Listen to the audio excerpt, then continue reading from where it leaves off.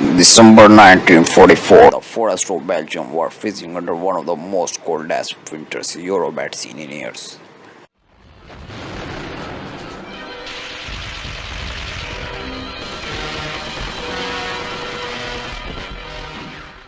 Inside the small town of Baston, thousands of American soldiers were trapped. No winter clothing, almost no food, very little ammunition.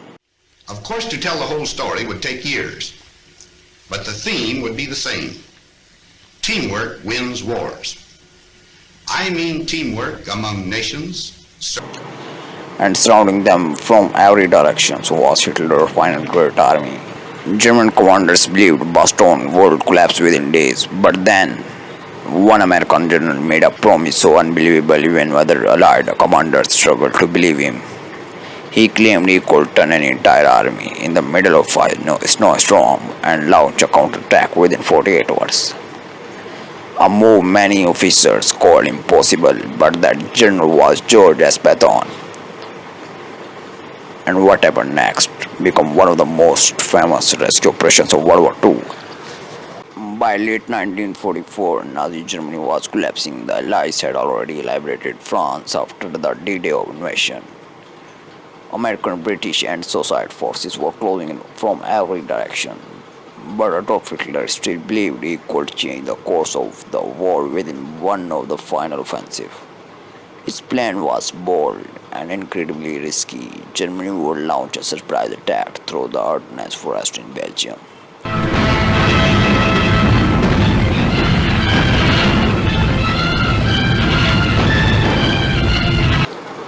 Ironically, it was the exact same route of Germany had used in 1940 to invade France. The goal was massive: split the Allied armies apart, capture the Belgian port of Antwerp, force the Western Allies into negotiating peace.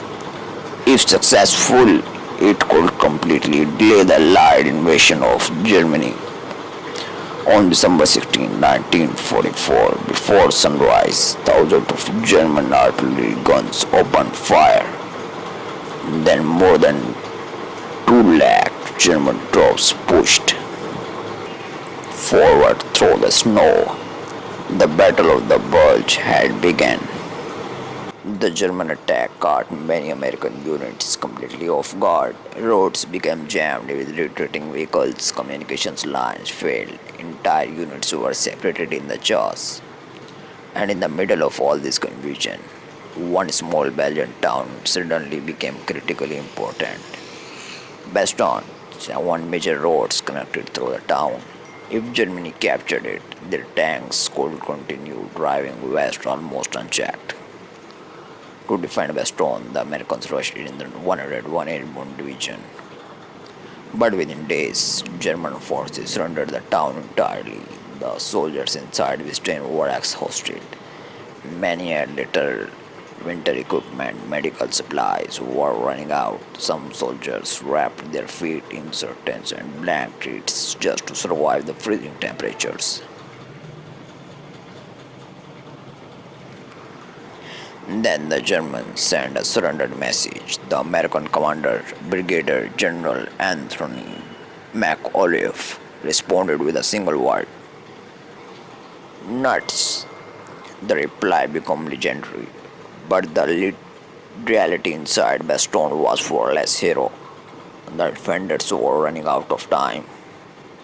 While the Baston was being surrendered, General George S. Patton was leading the U.S. Third Army further south.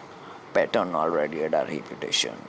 He was aggressive, fast moving, and abused with offensive warfare. Other allied commanders often saw him as difficult, but nobody doubted his ability to move troops quickly. During a high level meeting with Allied Supreme Commanders, David D. Eisenhower asked how long it would take Patton to redirect his army north toward Baston. Most generals expected a delay of at least a week. Patton answered, I can attack with 3 divisions in 48 hours. The room reportedly went silent because moving an entire army in winter's conditions was considered nearly impossible. Thousands of vehicles had to turn north. Tanks, fuel convoys, artillery, infantry units, all while German forces continued attacking. But Patton had secretly anticipated a German offensive days earlier. His staff had already prepared emergency movement plans, so when the order finally came, the Third Army was ready. What followed was one of the most impressive drop movement of the war. Patton army began turning north through icy roads and brutal weather conditions. Snowstorms covered the region. Vehicles slid off frozen roads. Fuel lines struggled to keep up. Visibility was terrible. Yet to the Third Army keep moving day and night for soldiers on the ground. The cold itself became an enemy. Some developments were frostbite before ever seeing combat. Inside Baston, the situation became desperate. German army pounded the town continuously. Medical stations overflowed with wounded soldiers. Food and ammunition were nearly gone. Then finally, after days of fight through snow and German resistance, American tanks appeared on the horizon. Patton forces had arrived. On December 26, 1944, elements of Patton, Third Army broke through our German lines and reached Baston. The siege was finally broken for the trapped American defenders. It was survival for Germany. It was the beginning of failure. Hitler's offensive had lost momentum. The Germans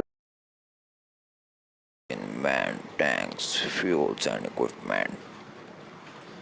And perhaps most importantly, Germany could no longer replace these losses. The Battle of the Bulge would become Nazi Germany's last major offensive in the West. George S. Patton remains one of the most controversial generals in American history. Some admired him as a military genius, others believed he was reckless and overly aggressive. But during the winter of 1944, when thousands of American soldiers were trapped in Baston, Patton achieved something few commanders in history had ever done. He moved an entire army through freezing conditions faster than the enemy thought possible, and in doing so, he helped turn one of the World War II largest momentum into an Allied victory. Because sometimes in war, speeds can be just as deadly as bullets. So, don't forget to subscribe the channel and like the video. We will see you in the next one.